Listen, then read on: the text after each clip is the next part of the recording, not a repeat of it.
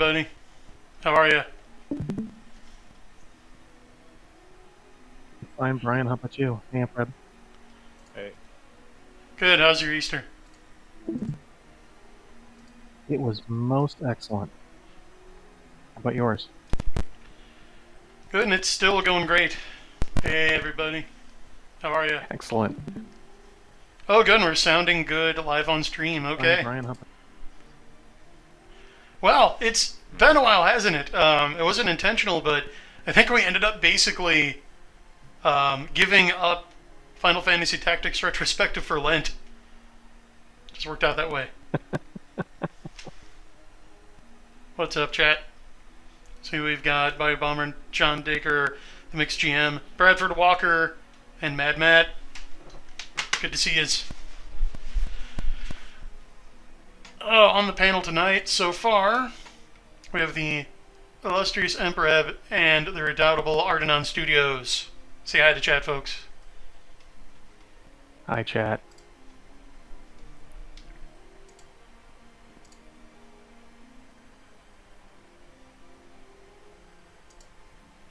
Antisocial Kecker Levy, say hi. We can't hear you.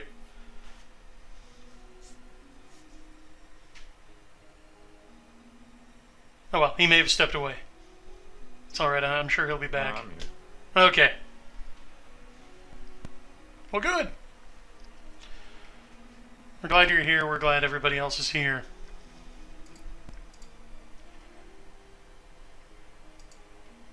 Just going to send out the final social media notices. And there we are. Speaking of social media, so I spent my early evening dealing with biblical historical criticism shills on Twitter, because they always come out of the woodwork this time of year. You guys ever notice that? They get bored. What can you say? Yeah, I need something to do. That's why we're here. We're here to give folks something to do, and that something is going to be playing more Final Fantasy Tactics. I refresh my memory. Which save file were we on? Okay, I think it's this one, because I think we did Bethel Garrison. And that's my old save file from, like, the end of the game. So, yeah. Process of elimination. We are Reinhardt Monk at Tiltania Castle on March 5th. And that's in game, by the way. That's not... March 5th wasn't the last time we played this. March 17th was. So... Here we go. And then I think this is the last location that we have to conquer before we can start the process of getting Cloud.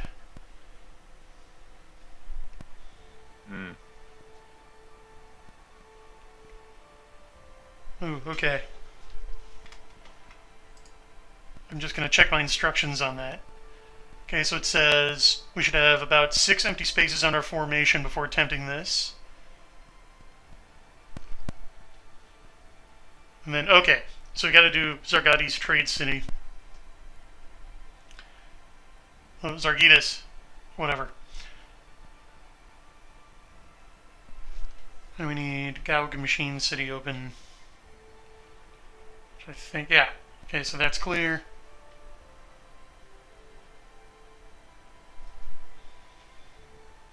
And going Coal City.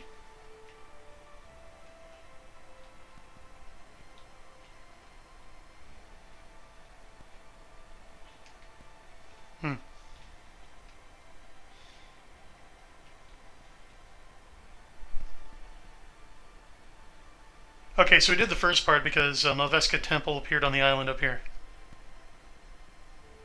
That's phase 1. Okay. So then I think the next thing we have to do is go to Sargidis. Oh, that's right, we got TG Sid.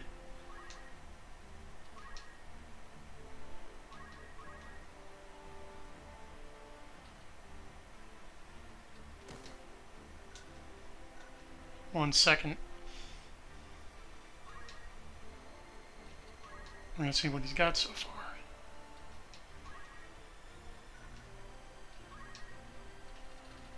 Ooh, he shows up pretty light on skills.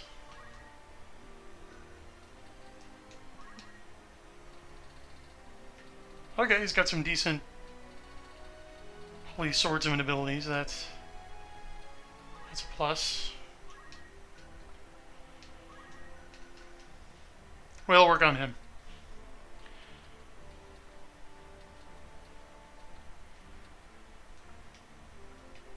So in the meantime,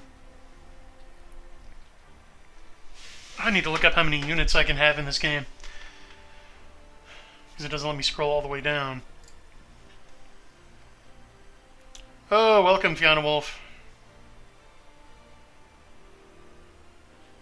Fiona Wolf in chat. One of our stalwarts. And John Dacre says, the ignorance that gets displayed at Easter and Christmas week makes my head spin. Yeah, it's pretty cringe.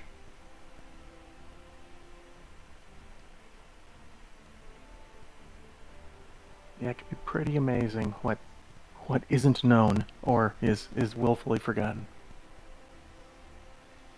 Yeah, Fiona Wolf says that she's just a novice in studying theology, so she just doesn't pretend to know what's going on. Yeah, good for you. Few people have that kind of humility. Lots of Dunning-Kruger running rampant.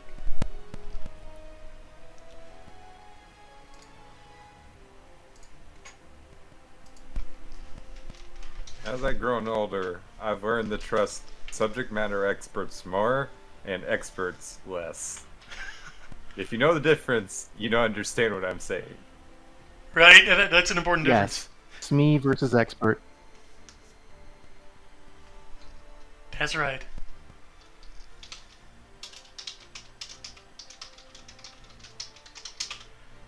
But still, for those in chat who may be new to the concept, would you gentlemen care to explain that difference?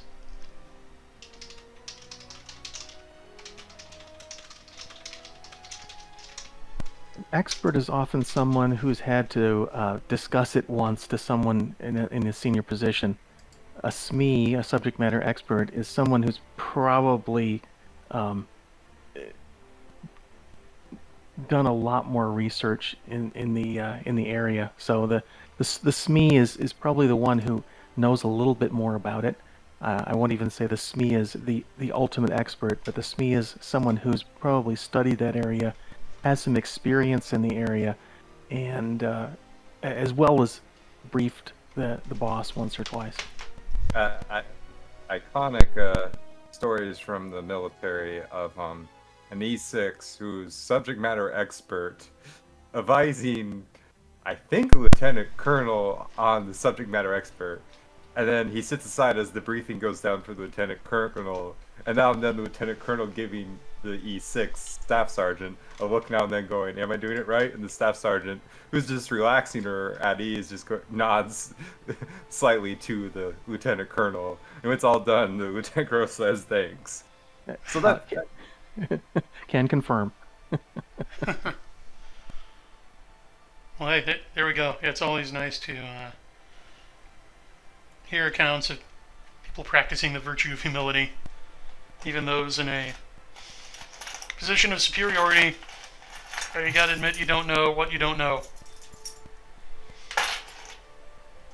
For example, I'm pretty clueless when it comes to tech. I've boomer tech. Everybody knows this. Yeah, go on. I guess the best example of a true subject matter expert I've seen is warrant officers. They are a unique breed, but my interactions with them have been mostly they know more than you forgot most of the time on subjects that they just happen to study on the side.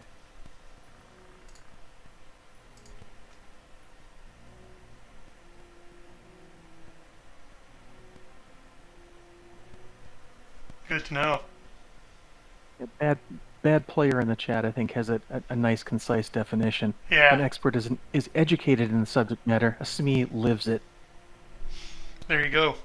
Yes, Good one, Bad Player. But, yeah. In the uniformed services, the equivalent is sometimes they've had to put their ass on the line to know it works.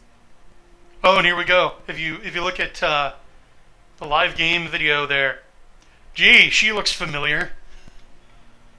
Look who we have here.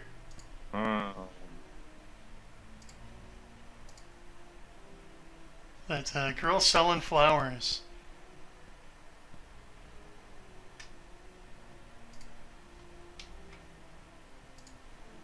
What do you think? Should we plunk down 1 gil for a flower? I say it's worth it. I mean, shop around, you can't beat that price.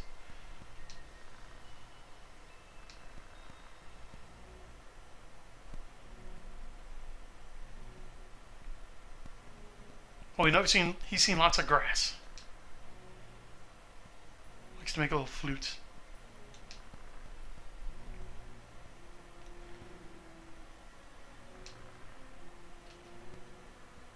Okay, by popular demand.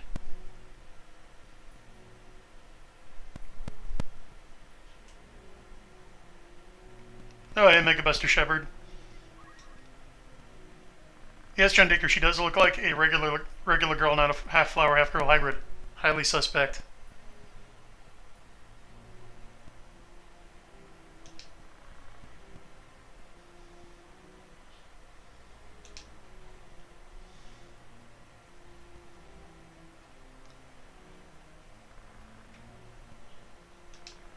Flower acquired. We didn't have to go out and pick our own, like in every other RPG these days. We're outsourcing it.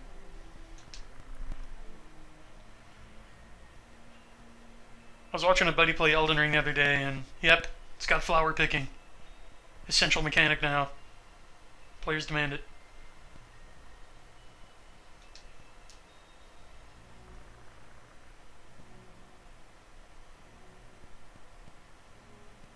At last, the developers are listening to the player audience. About time.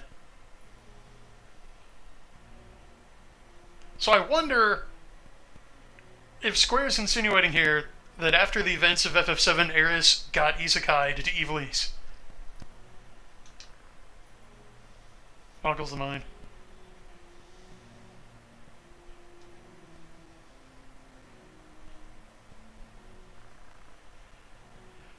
Okay, she's gonna go tie one on. Mission accomplished.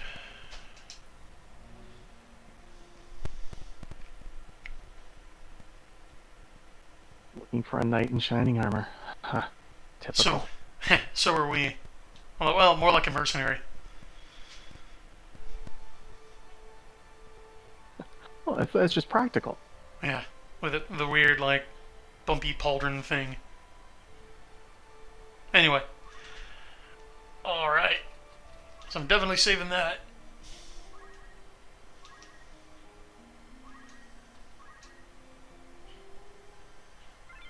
Do you know much about Final Fantasy VII AA?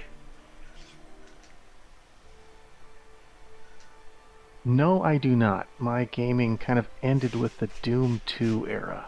Okay. Got put on hold, let's put it that way.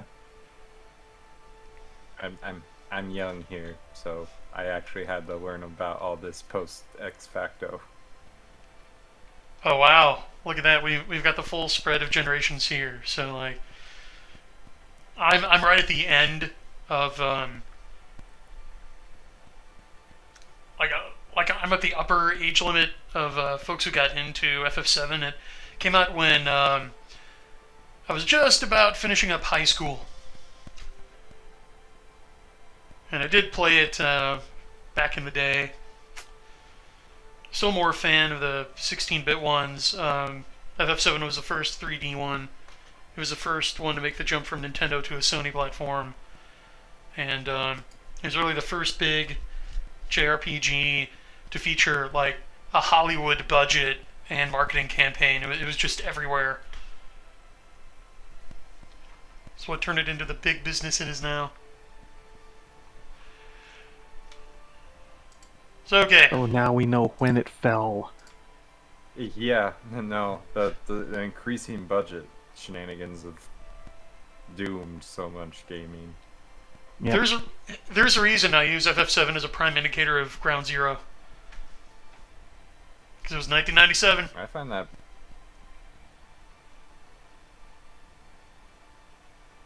Yeah, I think Modern Warfare too. Like I tried to get in gaming. I've been like your similar age at like, actually I've been younger at Modern Warfare right when that dropped. But I was able to even get my hands and play on it and on a 360 of some like late 20-year-olds at a party, and I was just there and be able to hang out. And yeah, I can see how that was like gaming ground zero. Like Modern Warfare was the epitome of everything FS7 was. It was like the new big budget, and W2 really was like the epitome of 7 on steroids, with all the real stuff going in the background of people who knew what they're doing were getting screwed by Activision. Who we found out at this point is there's old saying, it's sometimes not how good you are, it's where you are, and I think it was Charlie Munger who said that. And yeah, the guy running Activision, he really was not very good at running a gaming company. But oh hell was he at the right place at the right time. Like, buying out Blizzard, having Call of Duty Modern Warfare 1 and 2. That did more for Activision Blizzard than being a good CEO of a company. Yeah, speaking of which, have you guys heard about Elon Musk's latest flex on the Twitter board? No, haven't been paying attention since like probably last Thursday. I keep being out of date on the next shenanigan he pulls. Okay, well, this is pretty rich.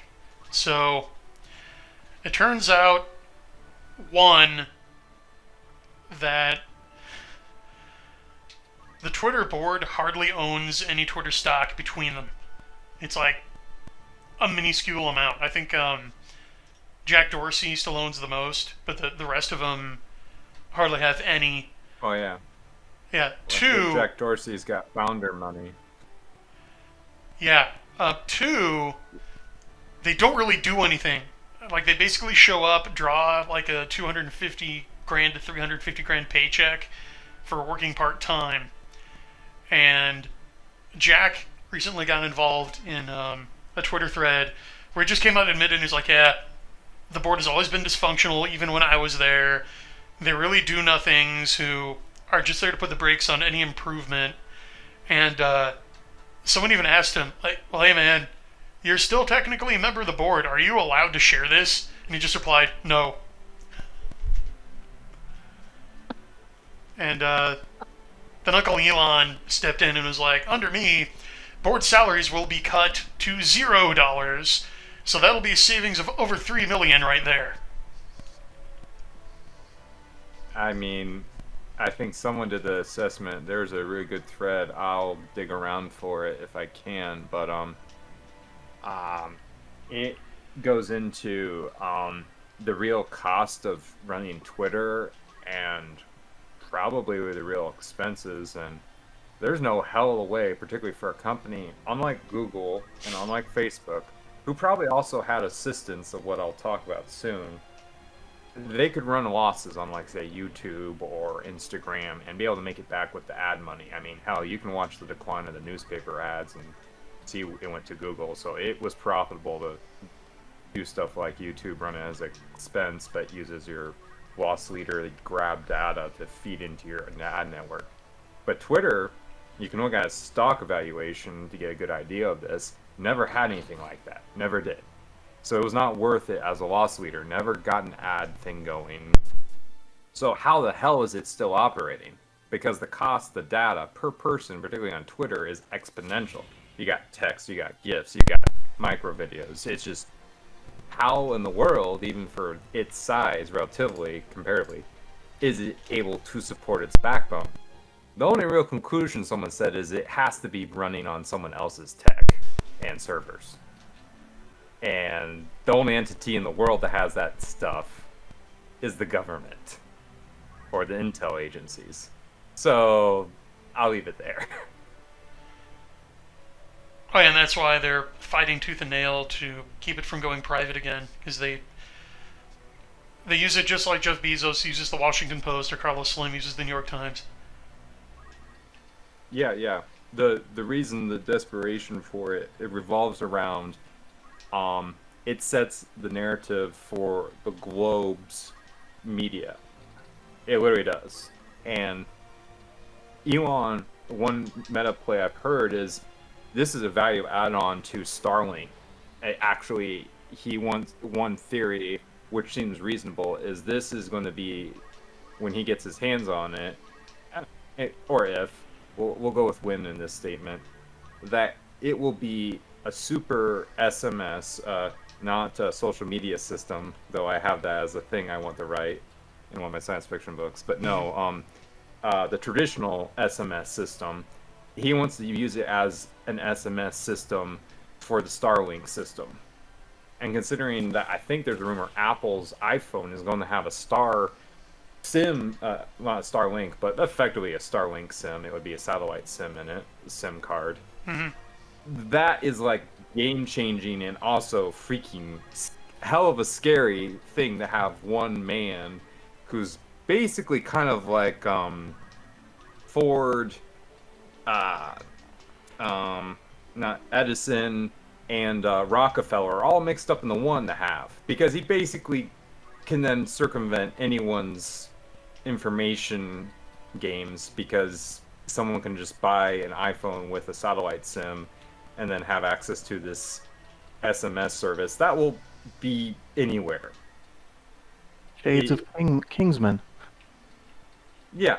Well, but it's a Xanatos gambit in another form, which is hella scary for letting one man. It doesn't matter who you are if you have some information control power.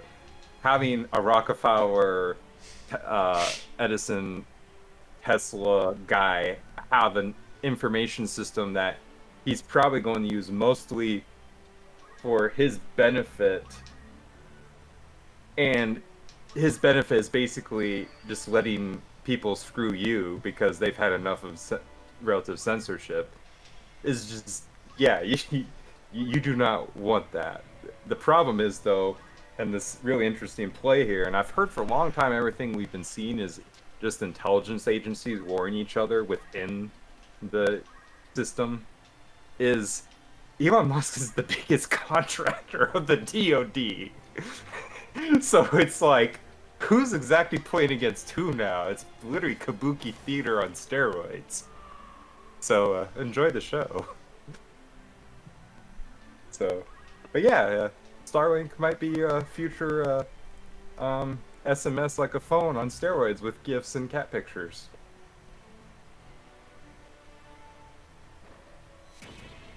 Web 3.0.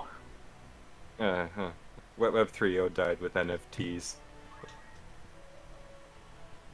Or Web 3, not Web 3.0. I won't argue on that one either.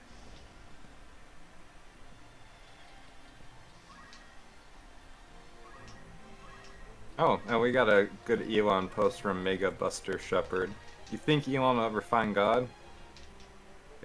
I'm not sure. Like, I'll just out myself here. I'm not exactly a practicing believer right now. I have a lot of reasons for that, which is say the evangelical church has done a great job in giving the left a good foothold, because of it's kind of like how yeah, not trying to go too down the sensitive topics, but to keep it more religious and personal, it's amazing how they keep just taking wins and making them losses.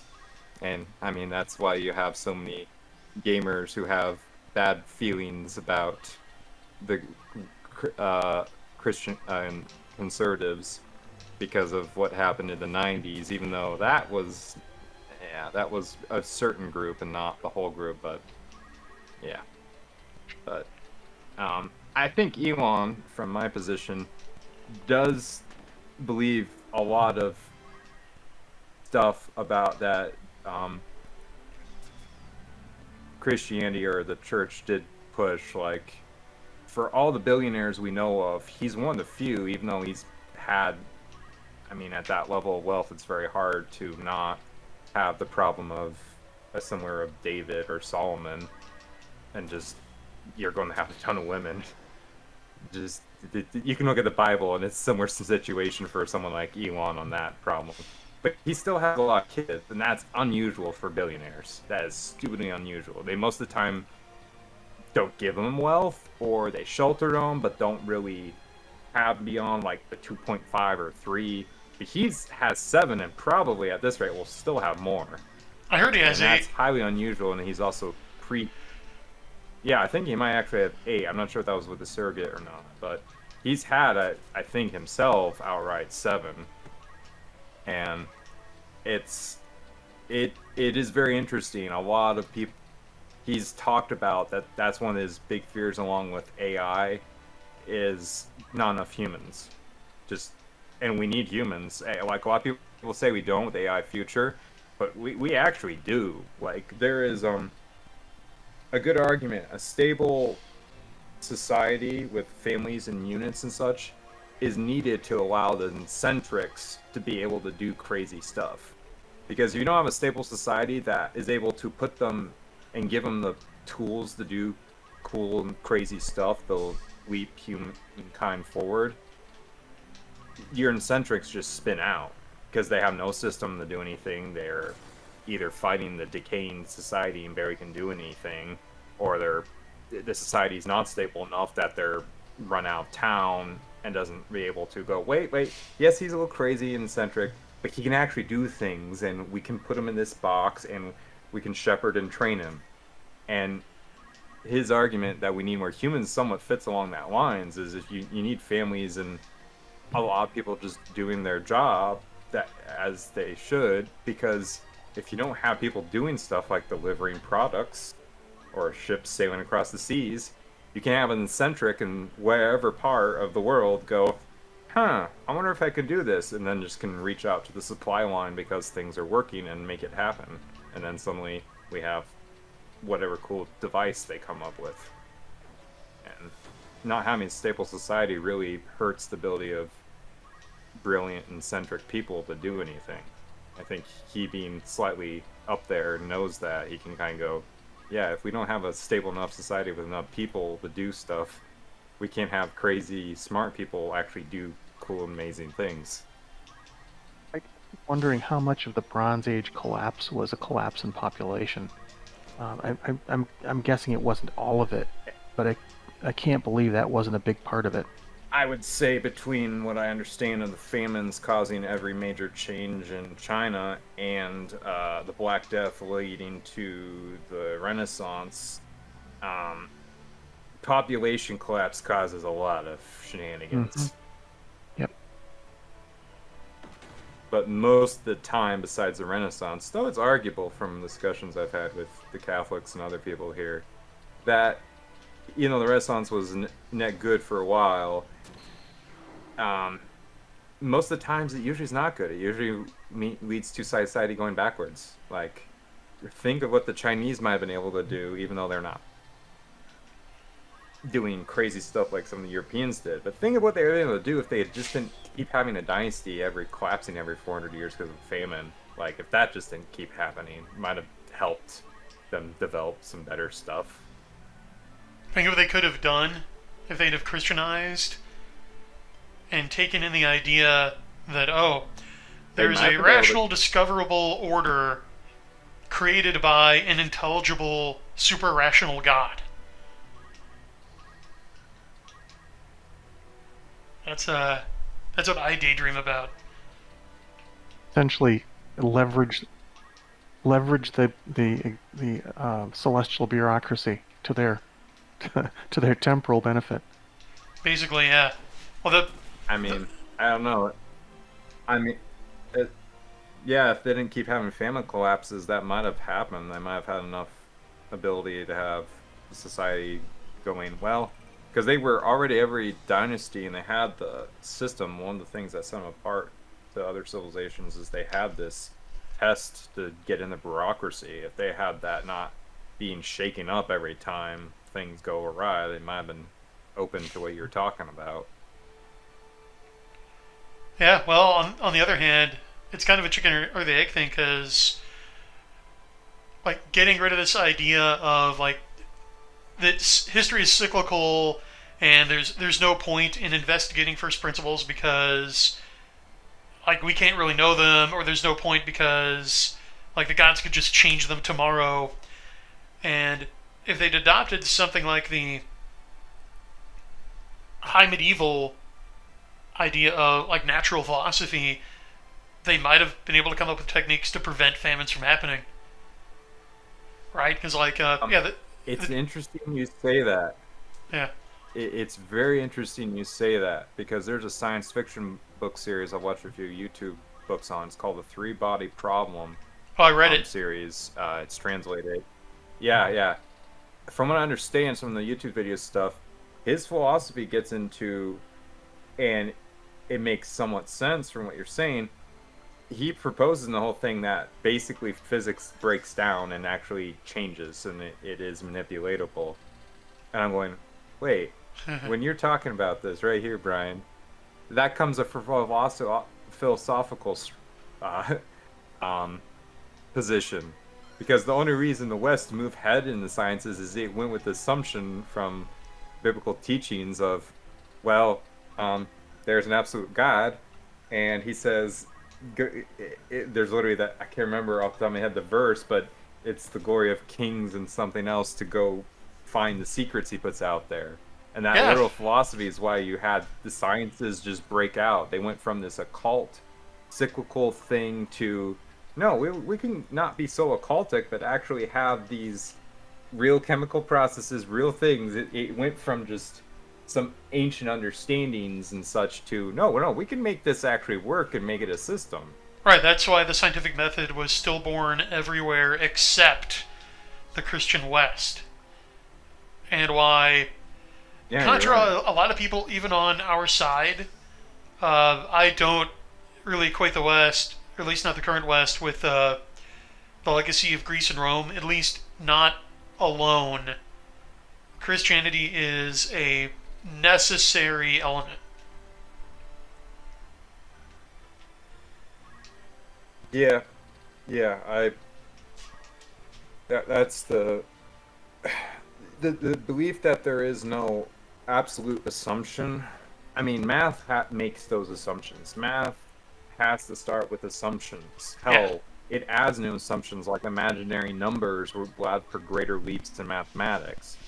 This occultic stuff that I've looked around, its main detriment to science is if you let it run around and not have Christianity tempering it and going, no, we have absolutes, is you can't actually then operate in absolutes, because the current understanding right now, some stuff is matter is 99% empty. The electron exists around it, but the main quantum mechanical theory that is getting way too much and is leading the simulation theory or other stuff is that perception changes reality.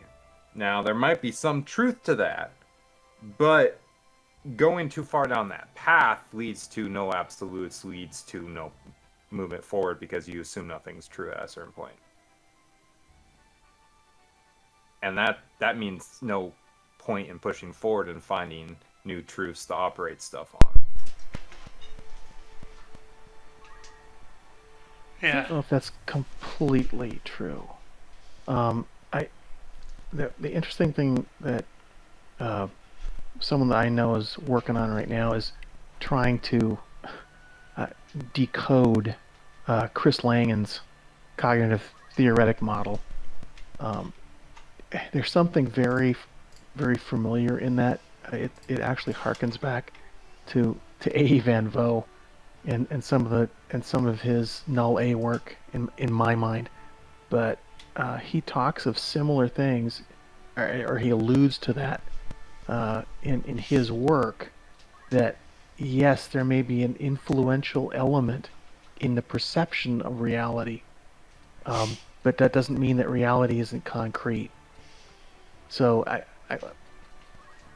I'm interested to find out what that really means and what it what it implies. Once it's dumbed down to my level. Well, it's yeah. I would say some of the occultic stuff I've seen about perception reality influencing stuff and other things is it it does matter at a personal level. Like maybe not the gravity, the physics, the astrophysics, and all that. But at a personal level, what you believe is possible, and hell, I learned this in the military, is somewhat your limit. Like your muscles do sometimes, your body does deny what it is really capable of. It's you really are not fully doing what you think your limit is when your things say it is the limit. And also just other stuff like what you think you can really do. Why are some people like seem to have be reality bubbles, like things just don't work around them that shouldn't, like former POTUS, other stuff, other people like Elon, just reality bubbles is the best way to describe what's happening around them. It's, you can call it sheer force of will, destiny, or something else, but there is something that is atypical about them. And I guess that's where the whole idea of like matter being mostly empty, perception is reality, is like how much it is manipulatable by the human mind. And it doesn't seem to be like magic technesis, but how events play out do seem to be highly more manipulatable by some people than others. And it's not because they had unfair resources, it's their will to change reality around them. Mm-hmm. But then again, that somewhat makes sense because humanity is a social creature, so it's like, yes, physics, but even then, sometimes like things that should hurt certain people and certain events in history, it just didn't happen. Like shooting at George Washington, the bullets, they said, some people swore, they were just not going where they were supposed to.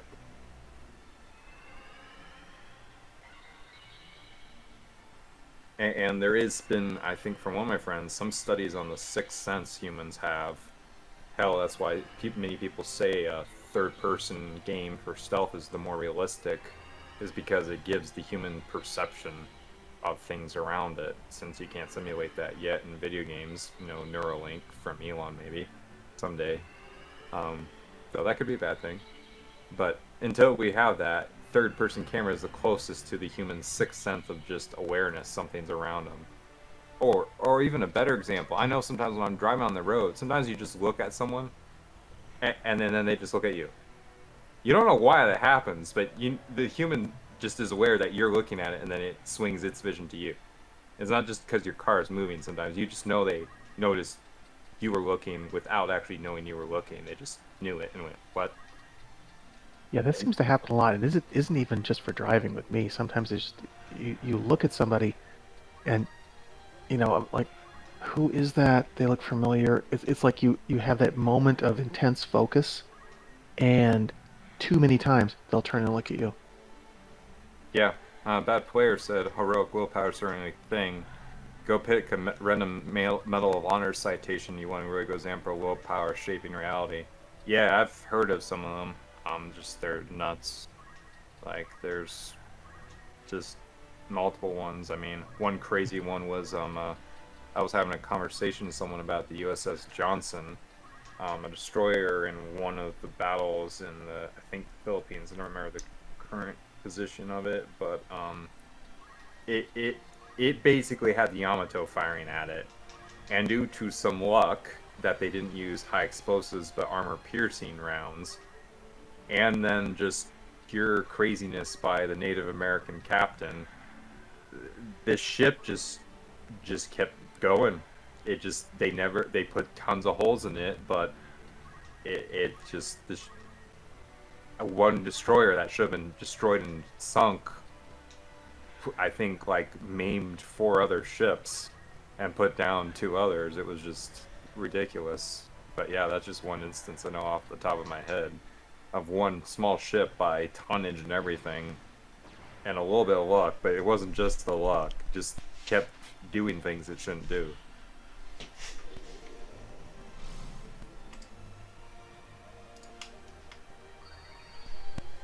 four things under heaven and earth, Horatio, that are dreamt of in your philosophy. There's a natural philosophy reference.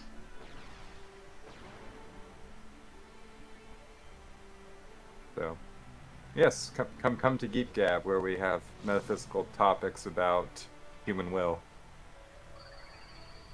That's right. One gratifying tweet that I saw. Called Masterclass Gaming. Well, that's a good title. You should totally trademark that. But a social media post that I saw that I found highly gratifying was some death cultist saying, like, guys, like, beware if you're talking to, like, some chud and he wants to talk metaphysics. I'm like, yeah.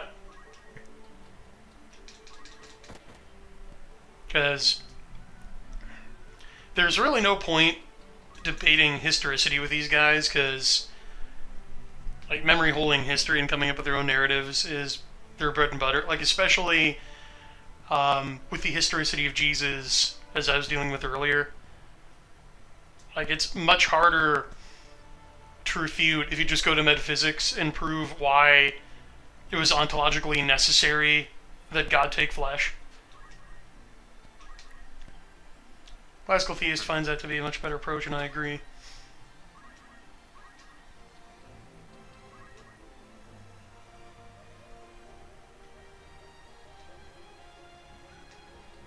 If you don't have to play on their battlefield, don't bother. Right, like a friend of the show, David Stewart says, do not fight the eagle in the air where he is strong.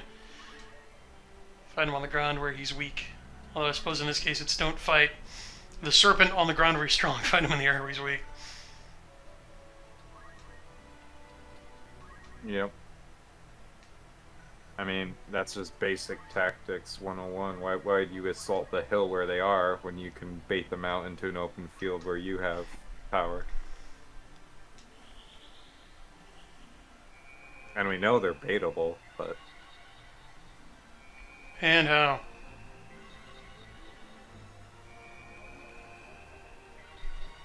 Man, what's with my raise spells missing on those ghosts? They're undead. They're ghosts. Well, it should kill them. But, I might have to raise her magic, Janet's magic attack.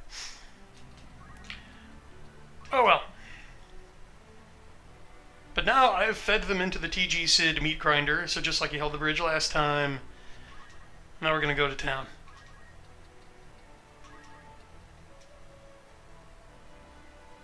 You're doing the classic, can I hold them at one position and grind them up? Oh, well, that actually healed him. Interesting. They're all full of surprises.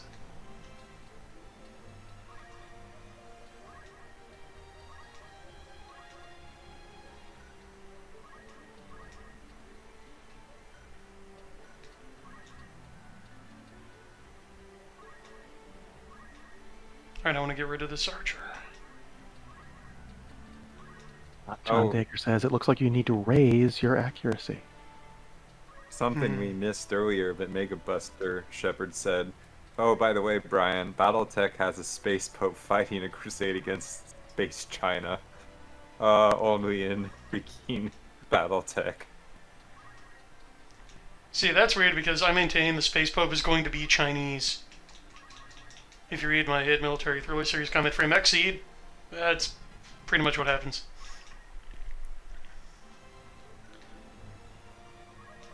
They seem to be the only nation standing after everything's said and done. Like, North America seemed to be left to the cities were abandoned and the Midwest states formed up stuff before the coalition had space rock diplomacy on that area.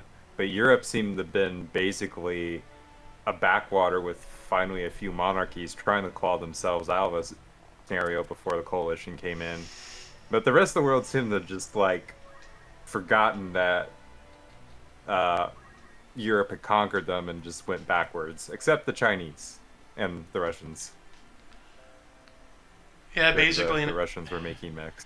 I love how every day the news just backs up my Comet Frame Exceed lore.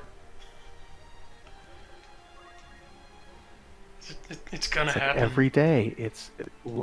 Lay the heaven goes through my head. You should start trying to figure out which company There becomes we a go. coalition and putting stock money in it when O'Neill colonies are being built.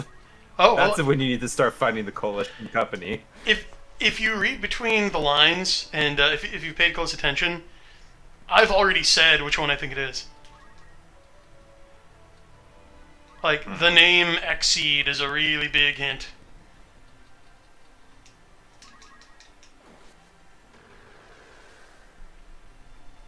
I'll leave chat to try to figure that out.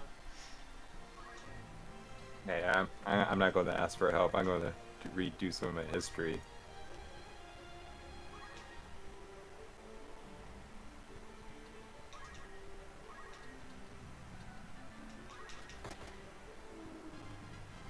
All right, Stadio, ghost shooter. What if he's got a ghost Shambling gun? mound looks like it got turned into a couple of small salads. Yeah, just throw an olive oil vinaigrette on that. Oh, we have a mecha talk about. Matt, the heavy metal mecha pilot. Speaking of mecha, any mecha designers you consider your favorite, Brian? Oh well. I mean, of course, I've got to go with. Right, I want to make sure I get the Japanese right here.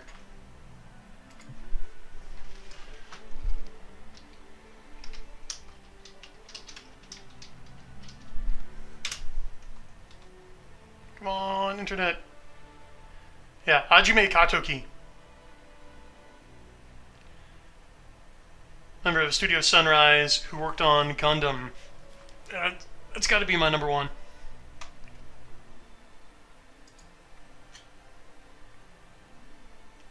Also worked in video games like Virtual On and Police Knots. And he created the designs for Gundam Sentinel, and the Sentinels in Combat Frame Exceed are a direct reference to his work. So there you go.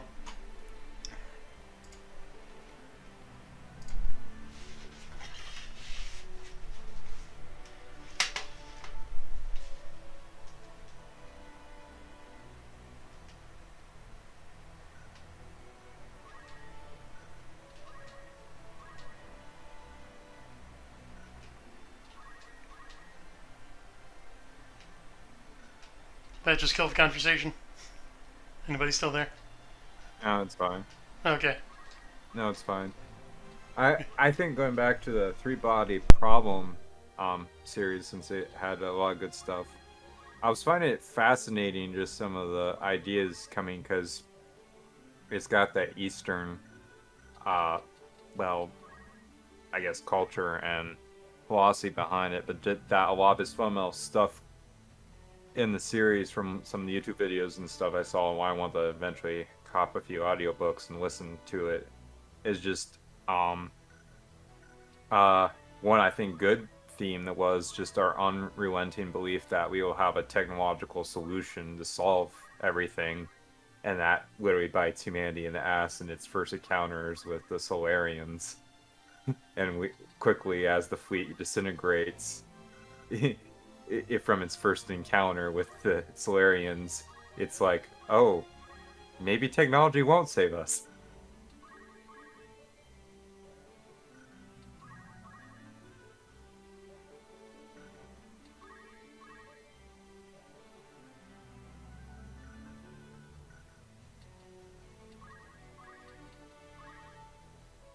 And one big plot device related to that is the Solarians have a ability to quantum entangle a lot of stuff, and so they're able to quantum entangle Earth to such an extent that they're able to observe particularly our technology, but pretty much everything going on Earth. So while they're still coming in, because there's no true faster in light, and well, there is, but not way for the Solarians as they come Yeah, it's faster in life because it's entanglement. Right. But they can't use it to send their fleet. But they're able to observe humanity real time as they're coming in. Yeah, because if I've only read the first book, but if I'm not mistaken, it's just a proton. That's all it is. They've they've sent a proton. Mm-hmm. Yeah. Yeah, but from understand how eventually they and I haven't had the spoilers yet. Thankfully, the YouTube's dodged around all the spoilers. But I think one of the ways humanity is able to at least fight back eventually is that deception is unknown to the Solarians, and human minds are not. They can't read human minds. Like they can see what we're up to with technology through the entanglement, but they cannot actually understand how humans actually outright operate. So, but I found some of the more fascinating just concepts that he went into one video went into the dark forest and how higher dimensions kept basically at one point getting nuked, literally dimensional collapse because of the dark forest theory. For a brief for everyone here is if you are in Central Park in New York, and you knew there was no police out that night, and also somehow there was a blackout and nothing lit up in Central Park, would you use your flashlight to reveal your position because you knew there was also a bunch of criminals out that night in Central Park? No, you wouldn't.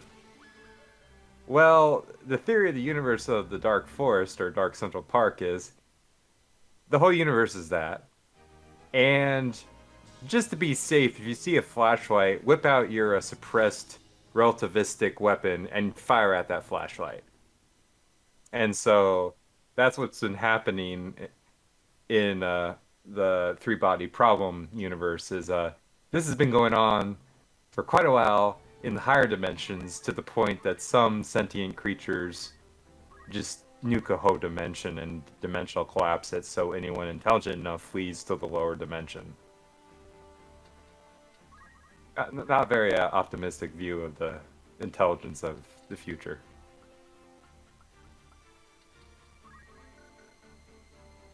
No, it's not. But when you're limited by light speed, that might just be the philosophy you've got. Yeah.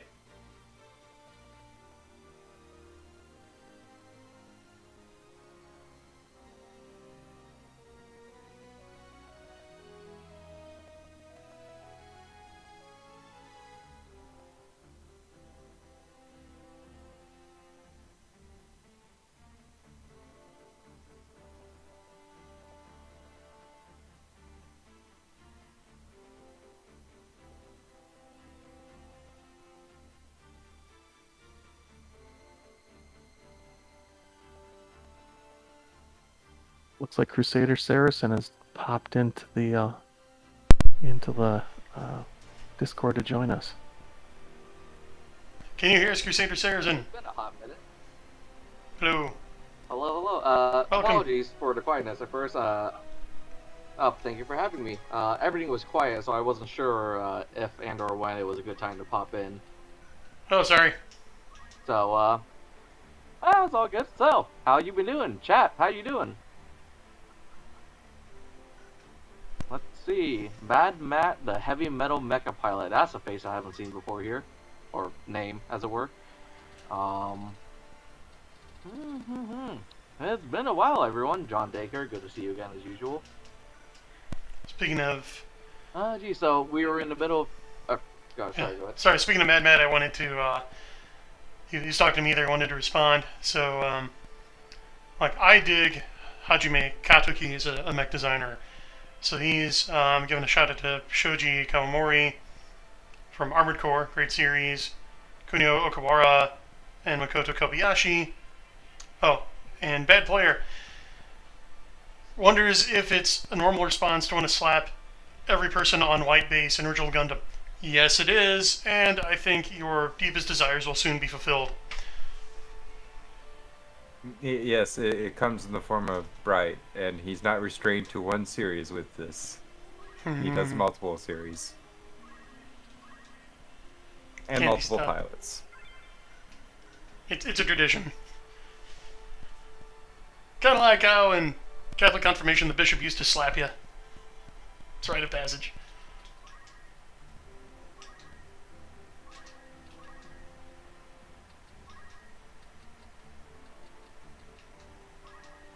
So to get you up to speed, Crusader, I sort of kind of brought us to the subject of the three-body problem series. The one by Cixin Liu. Yeah, it came to my mind when Brian was talking about Eastern philosophy relating somewhat to his ever-eternal space Chinese Pope that will happen because of Exceed. But some of the philosophies, and we were talking about East versus West philosophy, and I realized the three-body problem had a really interesting point of view that physics breaks down. Have a Papa It's a cool Microfan. point of view, an idea that... Proceed. Okay. But it pretty much is that physics...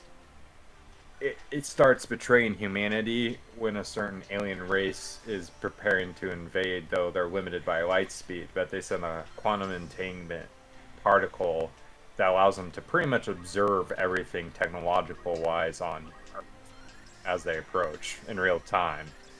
And a lot of shenanigans happen, a lot of other stuff happens. Humanity is able to get better technology, start finding out what's going on in the universe, finds out more horrors, like the dark forest theory I went briefly over, which is basically sentient life preemptively kills any other sentient life, because if you're in a dark forest with tons of potential violent things and you see a flashlight and you have a suppressed weapon, maybe you should just shoot the flashlight and then move on.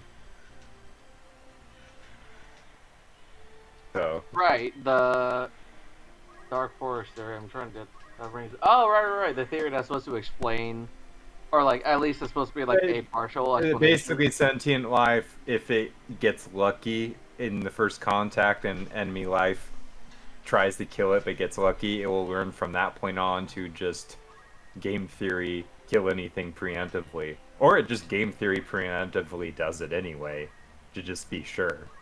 Yeah, it's supposed to be like an explanation for the Fermi paradox, right? Right. The idea that there's so many stars out there, so many planets. Why doesn't there seem to be any signs of intelligent life? Personally, I'm leaning towards the Great Filter because I'm seeing tons of evidence on the planet already, so I'll leave Like, that what do you at think that. that filter would be? Nuclear war? No. Technological will not to leave. It's a meme that goes around, but I'll dig it up. Merriweather had it, the comic place, but it basically, your technology will get so good, why would you leave? So like we all turn ourselves into computers and just kind of Or stuck in a simulation computer. And also that maybe also technological progress doesn't keep going too. That's another reason I believe the Great Filter is a better theory. It just you have collapses that are not related to weapons, but then those weapons do get involved because you get more desperate, so you do use them. So what you're saying then, in some respects, the technology advances to such a point that you can build a Disneyland you never want to leave, and you shut out the outside world so they can't have it too, or the rest of the universe so they can't have it too. Well, in theory, you don't need that much after a certain point. If you can get proto-Dyson technology, like just a swarm going, you're set. At that point, you're pretty much, and you have the technology, you pretty much are like, if you can not even upload consciousness, but just plug in nerves, you probably have already found no reason to ever gain faster than light technology. if faster than light technology is even possible. I'm thinking it's somewhat like flight.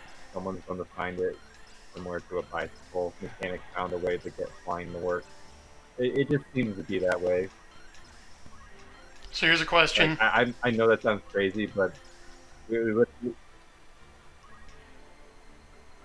Now go ahead and finish your Yes. thought, but my sci-fi author gears are turning here.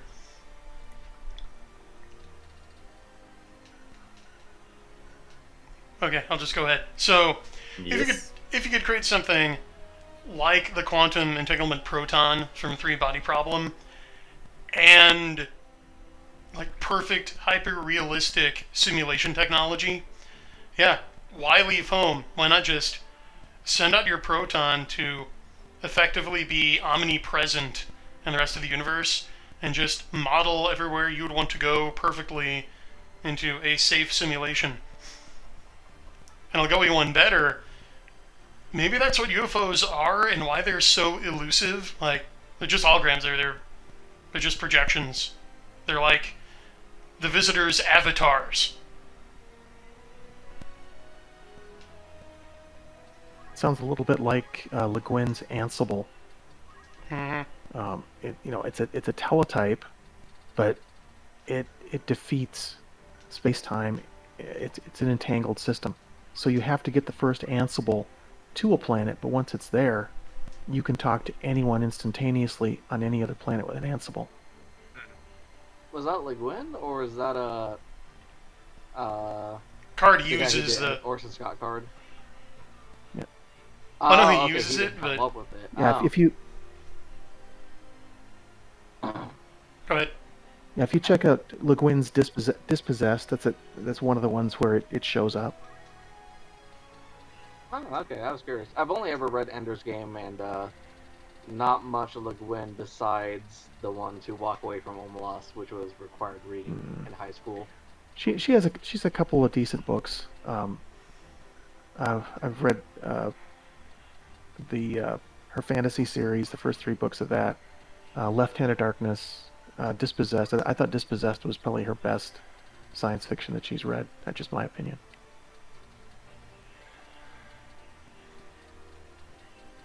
Yeah, no, I've seen multiple uses of the quantum entanglement for communications, other stuff. I actually have it as one of the ways that eventually another FTL system is brought online. The first one I have is like traditional hyperspace, but between quantum entanglement and the way everyone was getting to faster than speed of light was, oh, we hop in another dimension and then we just hop back on the other side of speed of light around 2 speed of light and stay in our reality bubble because nature abhors everything on the other side of the speed of light, and then when we want to get back out we just hop back through the dimension to get back in the real space. Well, someone eventually goes, wait, can we just use that whole dimension? And so then another faster than light comes about.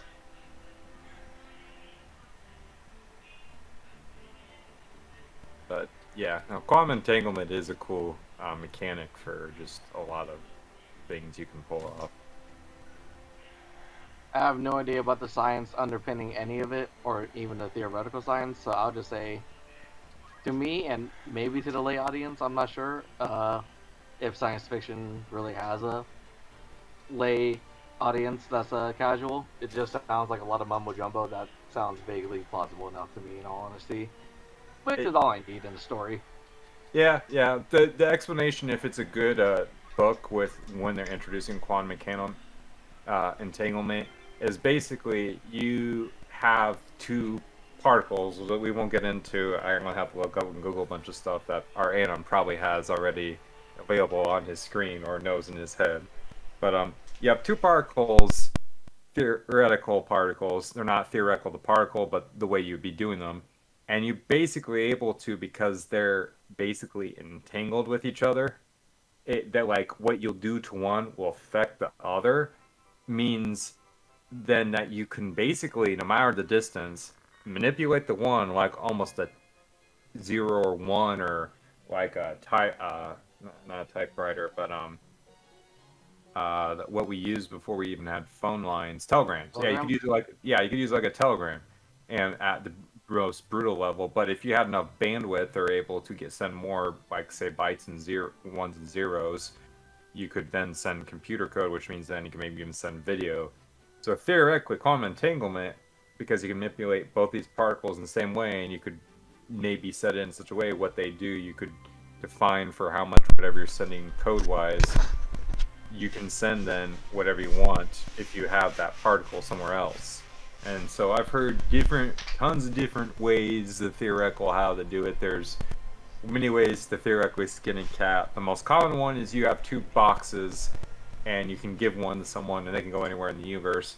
But as soon as they lose that box, or they intentionally destroy it, in the one book I had, it was like literally he could press it and it would destroy it.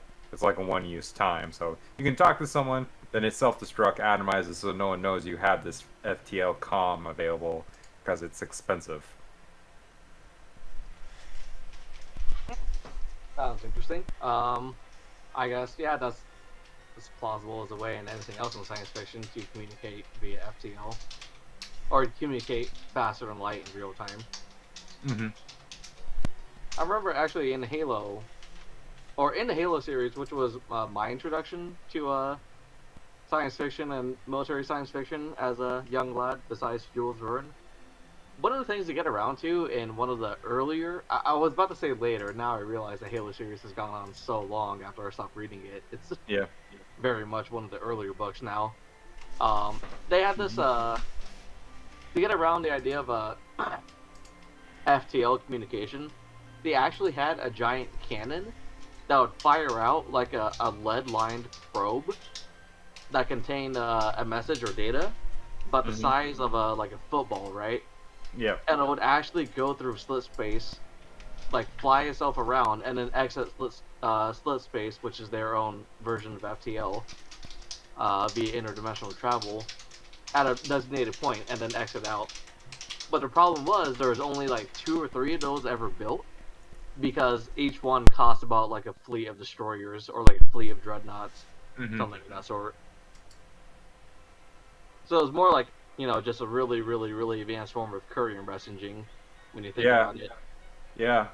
One series I read that he has fun. He starts with initially,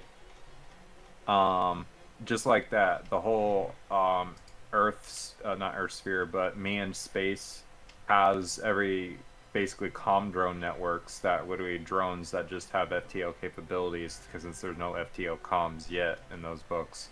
And the comm drones just literally take in digital messages, either sent wirelessly or from drones that come in from outside the system, and then they just forward it on. So there's sometimes shenanigans like the CIS, the equivalent of the CIA in this universe, takes the captain of one ship on one of these comm drones and says, yeah, we got a backdoor or 2 here, and just plugs in and messes with 1 or 2, and then uses them to send messages quickly across the whole of known space to get around command. So, yeah, I was gonna say, it's interesting how the problem of how to get information from one place to another very quickly has always been a problem that we've been trying to solve in various ways. Yeah, no, Our solution is almost always the same. It's build the system between the 2 points, and then the problem is solved. And then you can do the communication. So the challenge is getting the system constructed.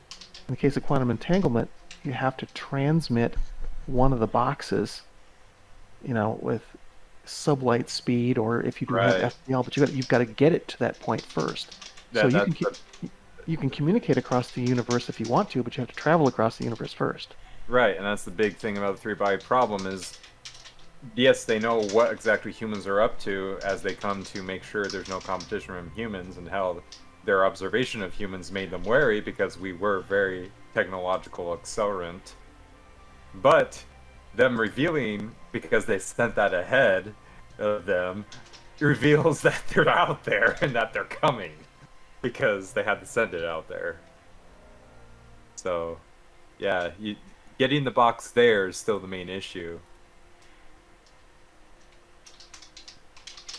So, one idea I've had for a cool universe is basically Stargate meets Delivery Driver, and it's just basically Stargate-like technology just comes online one day, and basically now you're finding, like, people are just now going to all these new colonial worlds, but these stargates are not cheap, and you still need to send lots of materials that you just can't get. So like, yeah, you might have 3D nano printing, but you might want refined nano print blocks ready to go. And you need those from the developed world. Well, these stargates are how you still get it through, and delivery people still come through with. And then there's like a equivalent of like Gucci bags. Yes, you could make a Gucci bag in a 3D printer, but does it have the radioisotope gold that came from the Gucci factory on the one planet in the galaxy? No, it did not. So it's not a Gucci bag. So people are still going to want that. That's a good way to ensure no knockoffs, I suppose. One of the series I read from one of the Fox, not Chris Fox, but the other one, Richard Fox. He has literally this one planet is valuable, not too valuable, but it's decently makes good money, is because its radioisotope material is perfect for artistry. So people want anything made with this radioisotope. They just want it. Like anything art-wise is just stupidly valuable because you know it's a genuine because it came from this planet and this radioisotope. So it's just got a whole industry of just shipping out this stuff of any type of art because you only can have that one, and that radioisotope only is going to come from this planet and only going to be on that item. Well, speaking of scientific discoveries, we fake found a this weird metal radioisotope. ball. Let's check it out. I do like weird metal balls. Oh, I like that he numbered the drifts. Based in OCD build.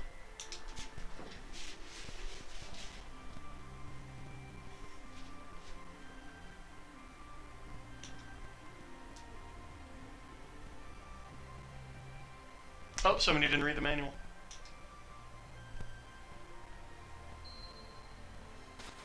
Oh, we got resonance.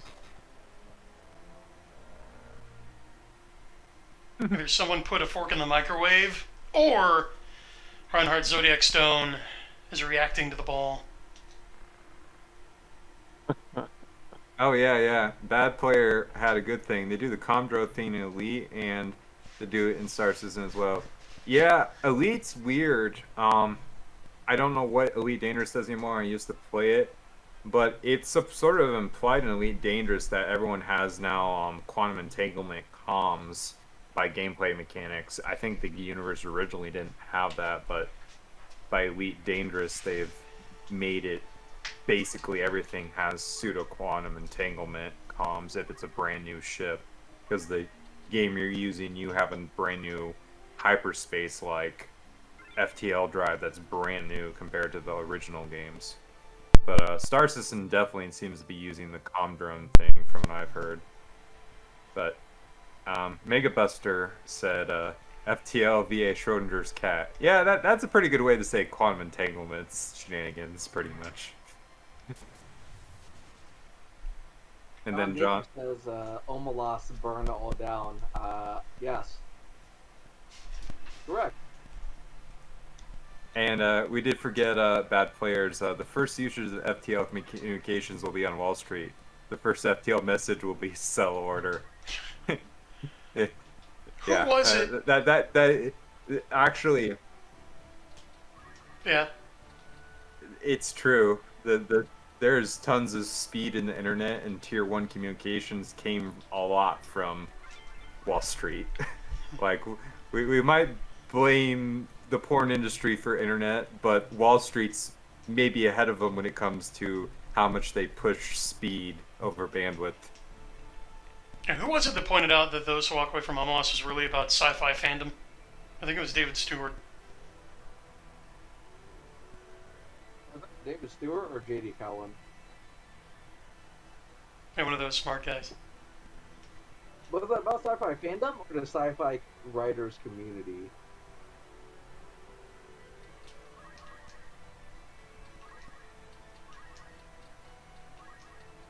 That's what I've heard more than fandom, but I haven't really kept up on the up on that. Because after being forced to read in high school, I had no intention of ever reading. By the way, is Crusader Saracen really quiet to everybody else or just me? I'm having trouble Halo, hearing anybody. but- A little low. Am I better now? Yeah, a little better. Okay, apologies. That's fine, thanks. Yes, yes. As Megabuster said, Comstar shenanigans. Yeah, that's one cool thing about the Inner Sphere is that Comstar is basically Space Pope, occultic, AT&T. It's just like only someone while AT&T was still monopoly would think up Comstar and probably be right about it too. Pay your bills, bucko. Yep, C-bills too. That just like, yeah. What would you yeah, it would be literally them. Uh-oh. Looks like you didn't pay your bills, or it looks like you found this cache of Starlink era technology.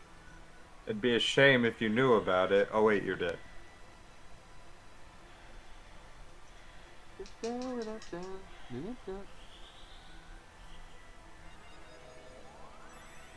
Yeah. Actually, I think bad player stock trading is the only case I can think of you where latency matters more than bandwidth. Gaming would too. I wouldn't be surprised if, like, say, someone who wanted to have, say, stock trading, say a real scenario here in our solar system, which could happen. There would be a hell of a lot of push to see if you could figure out to get way faster or break the speed of light or do quantum entanglement or some way to, like, maybe make light double its speed just to trade things in our solar system, because you're getting down the light minutes already when you're pushing beyond the moon. And I could see right after stock traders, gamers going, you mean I can finally play with someone on Mars or on Earth? I could see that being a big deal. Someone breaking Interplanetary through. land party. Yes, literally, you have someone on Titan, Europa, Mercury. Interplanetary Unreal 3 tournament. Yes, yeah. Yeah, no, that would be hell of a cool breakthrough, just like not having to be in local orbit or set up a trip across the solar system just to have a net lane party. Or hell, you'd still have to get it on the same continent because of millisecond lag. Like, we're getting it better, but there's just limits. Like, even if we get pure vacuum light transmission speeds, which we don't have, like, we really still don't have that yet. That's why a lot of areas are slower than they think, and why you can have one area in the United States get way faster internet than another, because it's going through the tier 1 lines that go there, not through whatever it's bouncing through.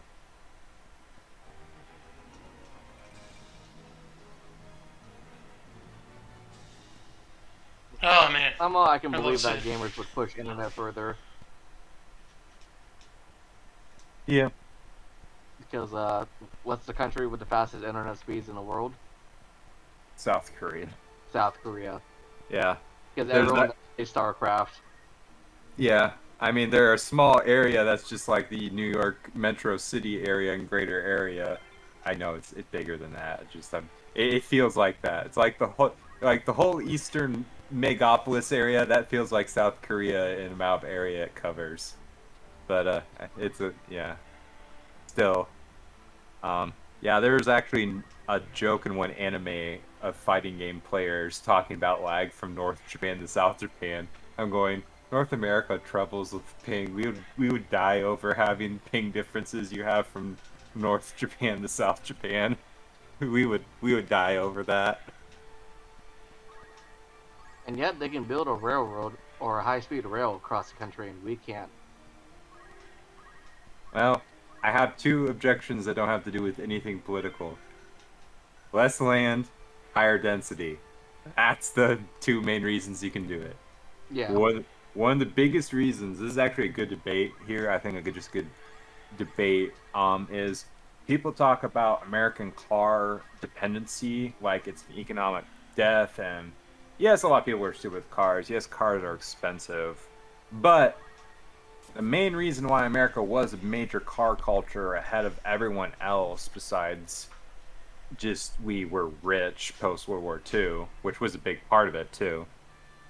It was what was the easiest thing to set up and get going to really connect everyone. Like, Rails did connect people, but it still didn't do the last mile. Like, everyone has to understand, Rails were good, but they didn't cover as much as you'd think.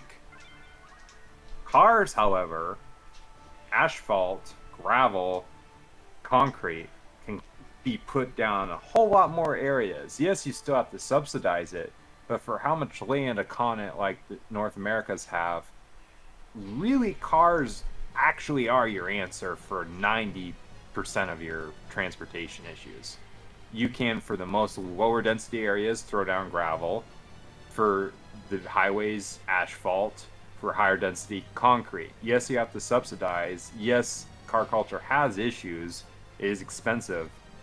But the rewards of just people can be connected so much easier. You can have people in the middle of, say, like Iowa, be within range now thanks to a car to a pretty decent metro size within 2 hours at max usually, and then back out. That's just unheard of transportation in the history of mankind. And yes, cars do have all these negatives. You can look up all these Not Just Bikes is a good YouTube channel. I'll put it in chat. And they have good complaints about car culture. Suburbia literally is subsidized. Suburbia literally cannot sustain itself with its local tax revenues, particularly because of the roads. But our culture's demand for just the freedom of transportation really cannot be sedated with anything but a car. It just, you can't. For a continent, particularly as undensely populated too as the Americas, or the North Americas, you really can't still not operate with a car. Like, I understand people, the especially argument that you save a lot of Europeans, money. yeah, especially Europeans who like to attack American car culture and say, no, Americans are so wasteful. They have no idea how big America is. Just no clue. Like, They'd never done they'd never done a 2-hour commute, and not 2-hour commute time. No, 2-hour commute distance time. There's a difference, my friend. There's traffic, and there's just distance. mm-hmm. The example that demonstrates this the most, that Brian brought up, between Europeans and Americans and how we view distance, is this. When Europeans talk about distance, they measure it in terms of actual distance, right? Point A to point B, 50 kilometers, 20 kilometers, what have you, right? When we talk about distance, like, say, how far is San Diego from LA, right? We say, oh, about 3.5 hours. We measure distance in time. Because it's not really a matter of distance, it's just a matter of how long it takes to get there. And in America, that can be much more significant than you'll find on a day-to-day basis in Europe. So I'll link the so that's the YouTube channel, youtube.com/c Not Just Bikes. It's a good briefer if you want to understand the arguments against suburbia in North America. It is a great argument about the negatives, and I don't deny any of the negatives he brings up. The main reason, though, two main reasons is culturally, it really is just not the culture of car culture. It's also the culture of just people didn't want to be in city centers after a certain point, and cars allowed you to not be in city centers. And there's multiple reasons for that I won't get into because it's somewhat sensitive. But as long as those issues are in play in North America, cars are not going anywhere. They just won't. They'll change. They'll maybe get more economical. We might see super hybrid isoelectric hydrogen cars because tons of people are still researching alternatives to the current battery tech. But the car won't disappear in the North Americas for probably 100+ years. It just can't. See, I would grant that if we didn't have a demented elite that has no consideration, not only has no consideration for other people, but actively hate us. Like, they are pushing to get rid of automobiles really hard right now. Oh, yeah, they have a kill switch built in now. They said it was not a kill switch, but you would read in between the lines. Cars have technically a kill switch by 2026 in the United States. One of the reasons I might have acquired a motorcycle, because they're simpler, and the motorcycling community is much more mod-friendly than even the car person is on average. So Right, but anything like that would be sniffed out and removed. yeah, they don't like the first step. Any car makes If you are, well, one second, if you are a runaway mobocracy elite that fears and hates its own people, is you restrict their ability to travel. Right, we've seen that throughout history. Like even look at like East and West Germany. Right, Papers, Please is a meme for a reason. So it's just obvious anyone was paying attention that these pushes for electric cars or for all the auto manufacturers to go green. Like I believe every major auto manufacturer has now made a pledge to phase out the internal combustion engine by like 2030, like all of them, and that just translates to killing the car market and like car culture as we know it. Well, they were forced by gunpoint. We're not going to mince words here. The European market, which shouldn't be the absolute majority, but because of the money and still historical pressures and other stuff, they basically held the European Union was the gun to the car companies, and even though they probably had great incentives not to do it, we saw how VW got run over the coals for trying to pull shenanigans on diesels, and the reality is that what the VW engineers would probably tell you behind the scenes is going, we know we have to keep running diesel, it's just these regulations were so stupid we had to basically fake making the regulations. Right, well that's the engineers, but don't pretend that the guys on the boards of all these companies aren't from the same difficult priesthood as every other company. Like, again, if our elites had a profit motive, they would have accepted Elon Musk's offer to buy Twitter. Right. And we would have seen probably hydrogen ICE cars being built instead of electric vehicles.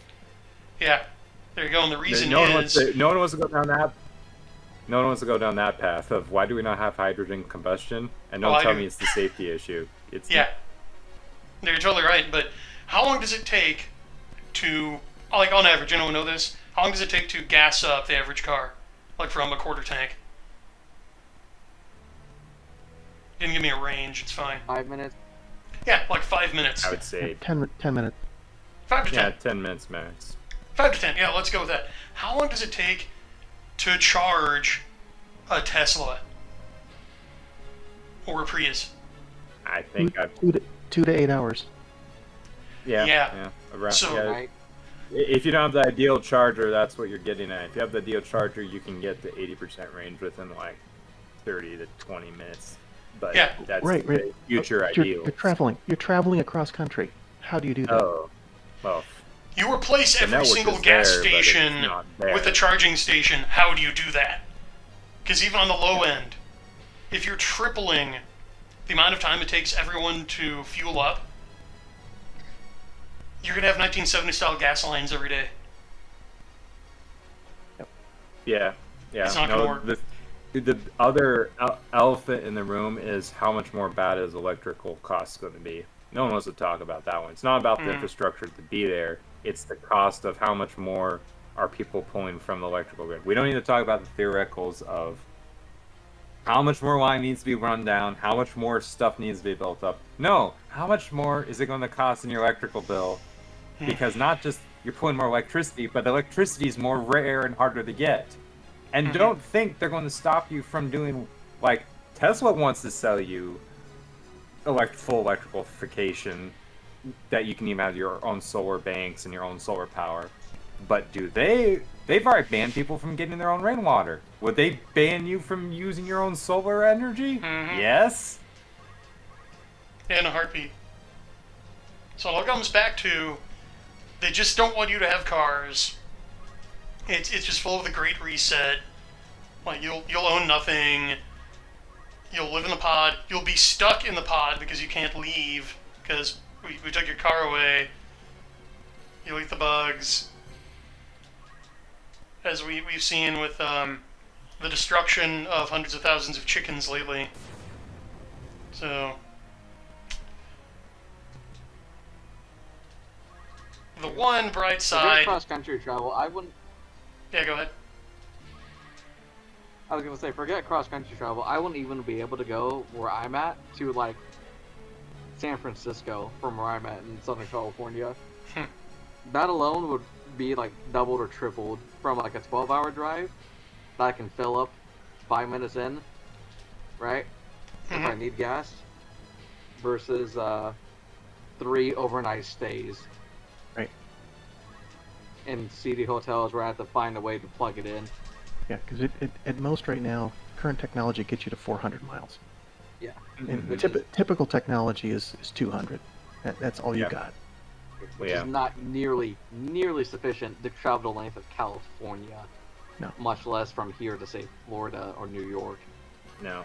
No, it's the biggest thing too is let's just say we're sticking with pure electric. The hydrogen fuel cells got better arguments for it than the current battery technology. Like, it might have problems here and there, but the whole dodging of the hydrogen question from combustion to fuel cell to other stuff is just like, why?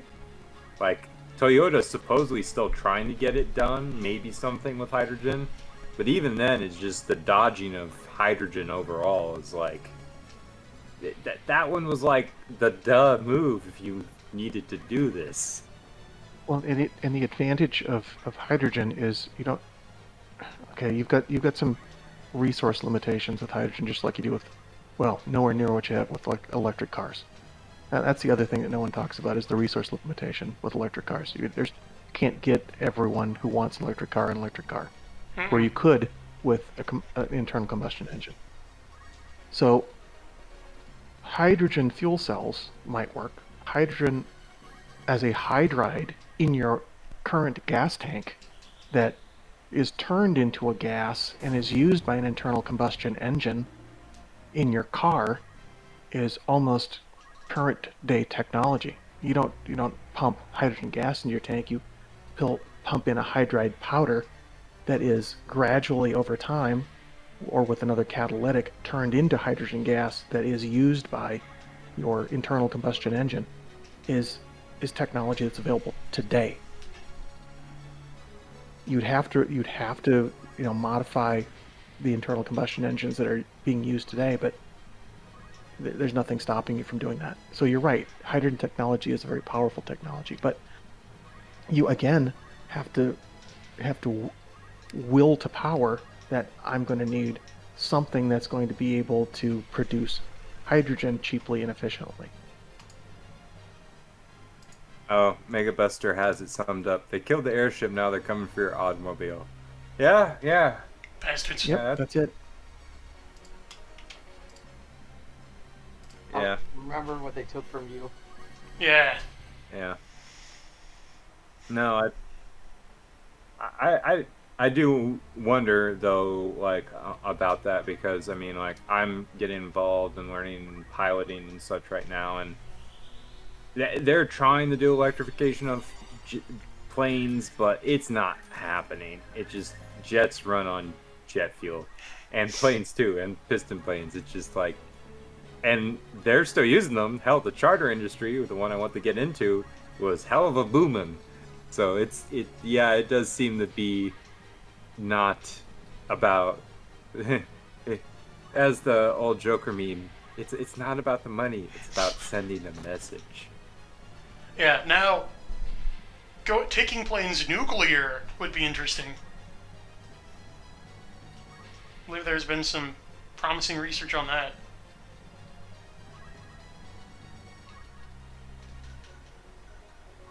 Idea of hydrogen fuel cell planes too. Yeah, That's pretty bored in cars, in all honesty. I mean, when I saw some of the videos of how a modern day fission reactor turns on, I went, Why do we not have more of these nuclear reactors? They're like literally science fiction in real life. It just like it turns on, has this blue glow in the water. I'm going, isn't that literally like we like dreamed up of like some future fusion reactor? But it's right there. It just goes boom. Just I like mean, would you that- trust the average college or university diversity hire graduate to run a nuclear reactor nowadays? um, that actually is the reason why a few nations have actually turned off their nuclear programs and got rid of their nukes. Because human capital is a real concern nowadays. Well, again, the large fission reactors, yeah, you're going to have some competent nuclear engineers, some very competent technicians that know how to deal with those systems. But you've also got other opportunities such as proton boron 11 fusion reactors. Those could be very small. They don't have to be the multiple city blocks and generating power enough for the entire city and all its suburbs. You might have 200 of these things in a city where they're Yeah. generating for a few city blocks. And on top of that, a proton boron reaction is relatively free of neutrons, which means you don't get reaction products or activation products. I'm sorry, activation products. In other words, you're not generating radioactive materials or radioactive waste, or very little of it relative to the other types. You know what that sounds like to me? That sounds like you need 200 times the number of nuke techs and engineers Yeah, to it's make a a human decentralized capital nuclear power problem grid again. viable.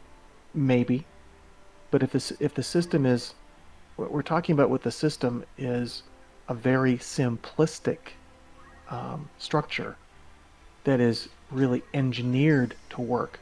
You turn it on, and if it works, it works. If it doesn't turn on, it's not generating power. You bring in the tech to solve the problem.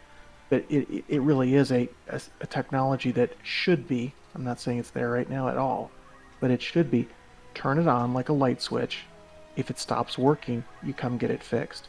But it's not generating radiation in the respect of generating neutrons that produce radioactive materials. So turning it off isn't an issue other than I've lost power from that one system. The other advantage to multiple small systems like that is you have a much easier to balance power grid. Instead of saying, well, the Los Angeles system just went down, so the Southwest power grid is now horribly out of balance. You say that, well, Los Angeles 255 went down. The other 999 can compensate easily for that loss over the next 2 months while we replace the system. Yeah, no, I actually think the next war, we'll see what happens, but I think the next war will force decentralized technologies because someone's just gonna go, it'd be great if we didn't like just lose everything because they just didn't even strategically strike. They just had like a few fast fighters drop some precision bombs that knocked out all our power. They didn't even need to like bring in a bunch of things that just needed to sneak in a few hypersonic missiles and our power's out. Well, if you're decentralized, it's like you literally have to do as Nick Cole says, have Private Joe or Private Ivan take the neighborhood to get the power to knock it out. Yeah. Okay. Decentralizing has a lot of strategic benefits. Sorry, here's the next link in the cloud chain. Go ahead. Oh, okay, I was going to say. Decentralization has a lot of benefits, especially when it comes to like strategic considerations for enemy invasion, right? Like Yeah. if you want to cut off enemy communications or not line like methods of logistics, it's easier to strike one rail line than it is to say an entire freeway network, right? Right. But that also it requires some independence, right? Like everyone in America knows how to drive a car, right? Right. Most people in America don't know how to operate a small nuclear reactor or even like if you gave most people like an average gas like diesel generator for their backyard, they wouldn't know how to hook it up anyways. Yeah, no, like, what I think our Anon's saying is the thing probably wouldn't be involved more than like knowing basic electrician for the power stuff, and then probably some specialized courses on getting a micro thorium reactor training to be certified for the local power department. But That that's sounds still Yeah, that sounds great. I'm not sure a nuclear reactor could ever get to that point where it's just like, you flick a switch and it that's can. It's theoretically there. You don't need to have the uranium problem and all the isotope problem with that. Like, you can get these down to a scale that you just don't have the true strategic terroristic problems that everyone fears with these bigger facilities. And the thing with this type of fusion reactor is you're not dealing with radioactive materials in general to begin with. You're dealing with hydrogen, or proton stream, and boron. Yeah. That's what you've got. There's other methodologies that use a beryllium head and a laser fusion process where the generation is at the beryllium head. The head gets eaten up during the reaction over the course of months, but you turn the system off, replace the head, turn it back on again. Yeah, what was used in Spider-Man 2. No, Spider-Man 2 was a micro sun. I've had that similar system in multiple of my sci-fi books that need to get finished. But they put them hell in a space shuttle, but that's literally you need to have like a very high-end magnetic field and somehow be able to generate enough power in the system. Though in the Spider-Man movie, just like in our current problems, is either you can't contain it so it doesn't continue, or it keeps growing and is going to just overtake and self-generate over your system, so you can't contain it because it's growing. So Spider-Man 2 had a tokamak, or Yeah, the tokamak or essentially the donut fusion containment are proton reactions. Yeah, And if you can get a high enough temperature to actually make a pure proton reaction with 4 protons, you just get helium out of it with helium and energy. But typically what you're using is deuterium and helium, deuterium to generate helium-3, or you're plugging, I don't remember this right off the top of my head anymore, or you're plugging in helium-3, which is one of the reasons the helium-3 is supposedly a necessary element for a fusion technology or a fusion society. But you're generating a lot of neutrons in that reaction. That's why it's not the most favorable reaction for fusion. in helium-3, isn't that something that's found in large quantities on the moon? Supposedly, yes. That's where you So I get see a some lot of of like. it'd supposedly helium-3 be also like, something you'd be like stripping gas giants and other stuff wherever you could find it. So getting back to the You see game, that a though, lot in whoever sci-fi, pointed like out that ADF Ramses' mining last and stuff. name is transliteration of Beowulf, we have just hired a named character named Beowulf. And this is the first time I've recruited this unit. Nice. Yeah, he's in What search has of he a drone. got? Or what should he have? I don't know anything about this guy. I'm just following a guide for how to get Cloud. So I think this is a kind of a side step here, but we'll see. I don't know. His name is Beowulf, and he's trying to hunt down a dragon. So it might not end well for him. We'll see. Ask him if he's king of the Geeks. I will remember to do that. Anyway. Carry on. So yeah, skimming from gas giants' atmospheres.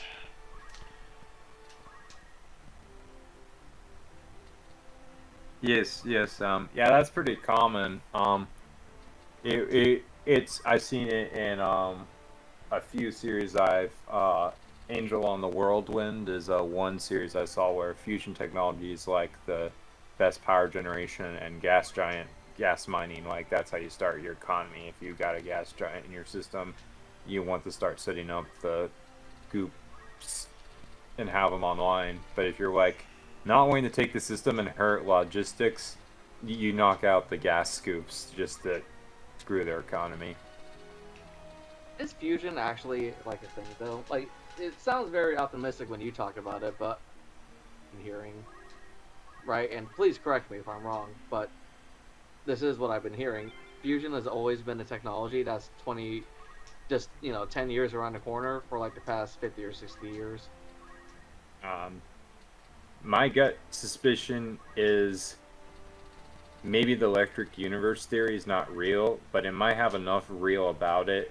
We've been sniffing up the tree the whole wrong time, and that you need some outside system to help make your fusion work. And that every star we see does have a fusion running on it, but it's also connected to a bigger electromagnetic galactic system that allows it to operate the way it does. And we've been thinking about how stars work totally wrong. Now that's out there, but it would explain why we keep sniffing up the wrong tree this whole time. So under that framework, it wouldn't be the massive gravity of a star compressing the hydrogen together into helium, right? You still have a fusion reactant, but the way it's working is it's part of a greater galactic electromagnetic plasma system. And there's a lot of plasma stuff that suggests that's actually what's really going on as the main power generation, and that fusion is part of it. Fusion works. We got nuclear hydrogen bombs that were tested. It works. But as a stable system that's running your star continuously instead of a bigger electromagnetic plasma system that has fusion as part of its system, maybe there's some combination there.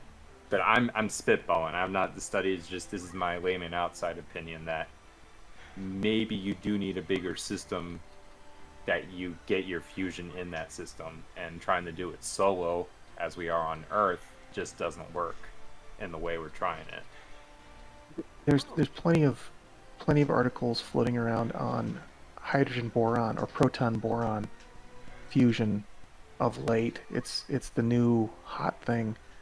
And there's also the laser plasma fusion methodology that if you do a little bit of digging you can find it. Whether or not those are the methods that could be or will be used for fusion, definitely not saying that. And yeah, I think you're right to say, gee, we've been talking about fusion for a long time, but we've been talking about proton, high energy, high magnetic field fusion for most of that time. It's only been in the last 5 to 10 years that we started looking at some of the other fusion reactions and whether or not they'd be more practical, and definitely not at the scale of building like a tokamak or a ring reactor to generate fusion energy. Yeah, I actually think our Anons gives a great conventional counter right there. That it might be, in order to do what works for at least starting man scale, we might be able to build the donut and literally a star in a palm of my hand, to quote the meme. We might be able to do that, but we might need a lower level, simpler fusion technology to fuel a society that can get there. You got to build the tools to get the tools, and we might not have the tools to do the star in the palm of our hand, but we might be able to make something small enough with these new stuff that does get us the ability to eventually head down that path. And even then we would have a crazy amount of power output if we can get some of that scaled to some level. And I'll jump in and again say that there's copious amounts of energy being generated by the sun that fall on the outer atmosphere of the Earth every second. So solar satellite plus some method of moving that energy from that capture device down to the surface of the planet is probably one of the penultimate goals in energy generation. I think that probably the two biggest ways SpaceX becomes a huge company is being a tier 1 internet service with the satellite mesh net, and then probably power generation. Oh, and you just named it! Those are two of the biggest. You just answered the question someone asked earlier. Nice job. Yes, of course. So yeah, and that would be a huge coalition conglomerate. We'll leave it there. Mm-hmm. But that literally is the two biggest industries on Earth: energy and telecommunications. Like, they're huge. So if you can basically do both, and microwave transmission from space, and then have it powered by your power system in space, it's going to, that probably conventionally would put any fusion online to shame, because it's just a stupid amount of energy.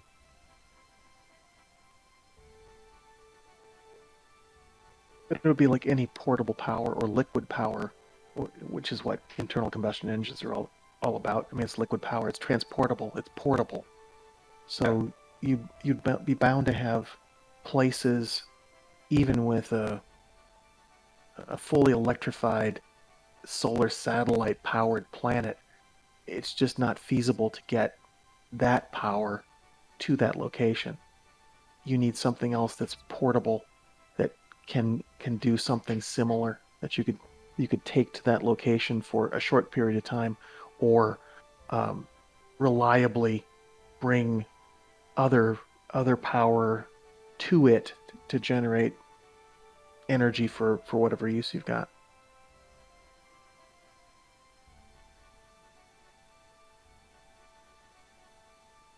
What is it they say about solar power in the industry is too dilute to be of any use, right? You can't really pack it up in a truck and take it out to a remote country gas station Yeah, to recharge the car. that's sort of reason why graphene are now the new boron tubes. Theoretically solve that problem, is you can get basically microcapacitors that you just stack up, and then you just have perfect electrical energy ready to go in these carbon boron tubes ready to go. Sounds expensive. There have been some other methodologies proposed to store energy via compressed air. Solar or wind power could compress air during the course of the day, and then that air would be released into some sort of turbine system that would generate electricity over the non-daylight hours.